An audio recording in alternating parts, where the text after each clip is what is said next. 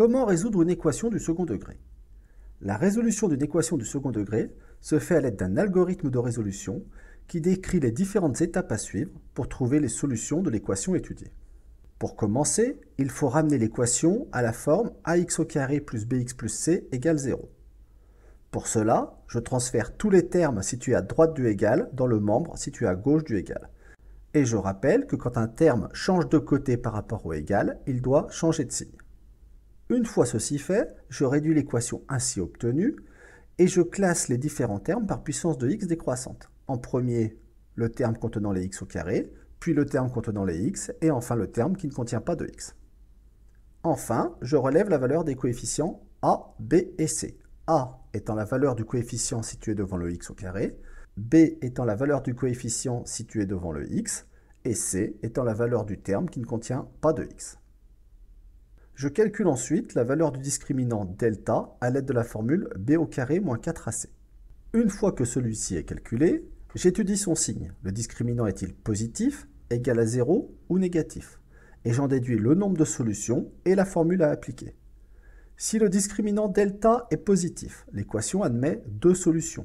x1 égale moins b plus racine de delta sur 2a et x2 égale moins b moins racine de delta sur 2a. Si le discriminant delta vaut 0, alors l'équation n'admet qu'une seule solution, x égale moins b sur 2a. Et enfin, si le discriminant delta est plus petit que 0, alors l'équation n'admet pas de solution, en tout cas pas dans l'ensemble des nombres réels. Ceux qui poursuivront leurs études de mathématiques un peu plus loin découvriront qu'en fait, dans ce cas-là, l'équation admet des solutions, mais dans l'ensemble des nombres complexes. Voyons maintenant à l'aide d'un exemple comment appliquer cet algorithme à la résolution d'une équation du second degré. Soit l'équation moins 48x plus 16x au carré plus 60 égale 40 que l'on souhaite résoudre. Nous constatons qu'il s'agit d'une équation du second degré et nous allons donc pouvoir appliquer l'algorithme vu précédemment. Pour commencer, je dois ramener cette équation à la forme ax au carré plus bx plus c égale 0.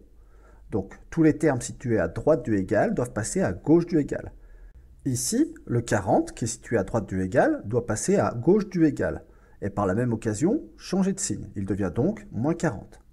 J'obtiens ainsi une nouvelle équation, moins 48x plus 16x au carré plus 60 moins 40 égale 0.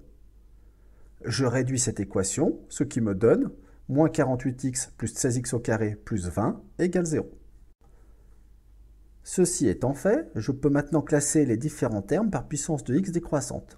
J'ai ainsi l'équation 16x au carré moins 48x plus 20 égale 0. Je peux maintenant relever la valeur des coefficients a, b et c. La lecture de l'équation nous indique que le coefficient a prend la valeur 16 et le coefficient b prend la valeur moins 48. Le coefficient b a ici une valeur négative. Je vous invite fortement à écrire les valeurs négatives entre parenthèses. Cela vous évitera des erreurs lors des étapes suivantes de l'algorithme de résolution. Le coefficient c prend quant à lui la valeur 20. Maintenant que je connais la valeur des coefficients a, b et c, je peux calculer le discriminant delta. Le discriminant delta se calcule à l'aide de la formule delta égale b au carré moins 4ac.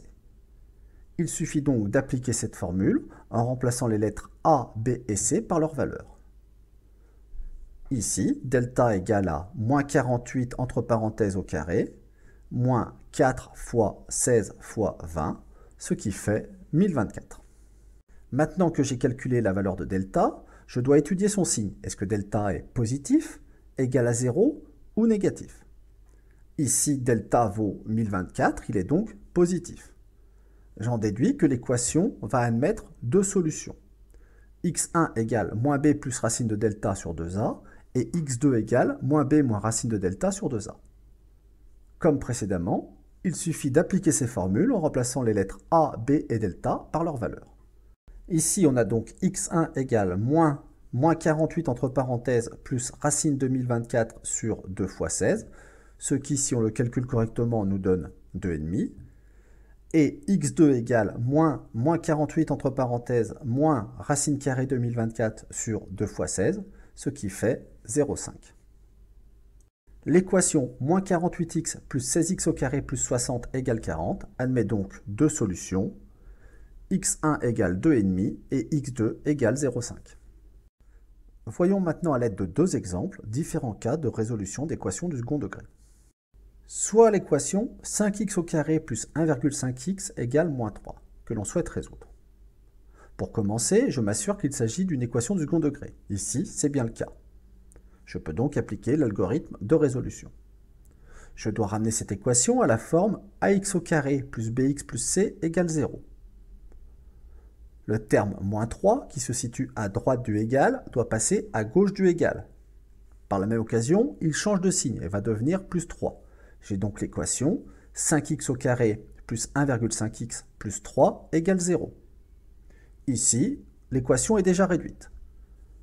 Je m'assure maintenant que les différents termes sont bien classés par puissance de x décroissante. 5x au carré plus 1,5x plus 3 égale 0, c'est bien le cas. Je peux donc relever la valeur des coefficients a, b et c. J'observe que a vaut 5, b vaut 1,5 et c vaut 3. Je calcule la valeur du discriminant delta. Delta égale b au carré moins 4ac. Delta égale 1,5 au carré moins 4 fois 5 fois 3, ce qui nous fait moins 57,75. J'observe que delta est négatif. Conclusion, cette équation n'admet pas de solution dans l'ensemble des nombres réels. Soit l'équation 5x au carré plus 15x plus 31,25 égale 20. J'observe qu'il s'agit d'une équation du second degré et que je peux donc appliquer l'algorithme de résolution. Je dois ramener cette équation à la forme ax au carré plus bx plus c égale 0. Le terme situé à droite du égal, 20, doit passer à gauche du égal et par la même occasion changer de signe et devenir moins 20. J'ai donc l'équation 5x au carré plus 15x plus 31,25 moins 20 égale 0. Je réduis cette équation. 5x au carré plus 15x plus 11,25 égale 0. Les termes sont bien classés par puissance de x décroissante. Je peux relever la valeur des coefficients a, b et c. a vaut 5, b vaut 15 et c vaut 11,25. Je calcule la valeur du discriminant delta, b au carré moins 4ac. Delta égale 15 au carré moins 4 fois 5 fois 11,25, ce qui fait 0. J'observe que delta vaut 0. L'équation admet donc une solution, x égale moins b sur 2a. J'applique donc cette formule en remplaçant a et b par leur valeur. X égale moins 15 divisé par 2 fois 5, ce qui fait moins 1,5. L'équation 5x au carré plus 15x plus 31,25 égale 20 admet pour solution x égale moins 1,5. Voyons maintenant à l'aide de deux derniers exemples quelques petites difficultés que l'on peut rencontrer lors de la résolution d'une équation du second degré. Soit l'équation moins 10x au carré moins 5 plus 15x égale 0 que l'on souhaite résoudre. J'observe qu'il s'agit d'une équation du second degré, je peux donc appliquer l'algorithme de résolution. Je dois ramener l'équation à la forme ax au carré plus bx plus c égale 0. Ici, l'équation étudiée est déjà égale à 0. J'aurais tendance à penser qu'il n'y a donc rien à faire.